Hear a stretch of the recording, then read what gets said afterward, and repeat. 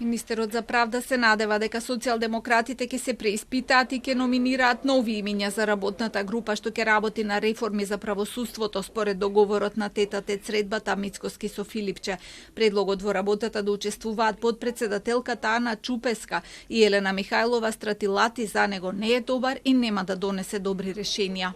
Сакам да верувам во добрата намера да се помогне и да се учествува во било каков процес. Но мора да бидеме свесни дека со имиња кои што учествувале и биле креатори на проблемите, тешко ќе стасаме до добро решение.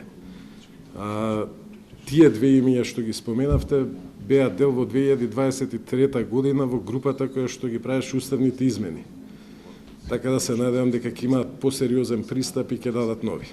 Во работната група за енергетика од СДСМ ги предлагаат Виктор Андонов, Слави Ивановски и Симон Узунов. Согласно договорот, нивни експерти треба да се приклучат кон веќе постоечките работни групи за реформската агенда во повеќе сектори, но како приоритетни е договорено да бидат правосудството и енергетиката. Соработка треба да имаат и за реформската агенда од планот за раст во која во првата група се и закони од областа на здравството, културата и дигитализацијата.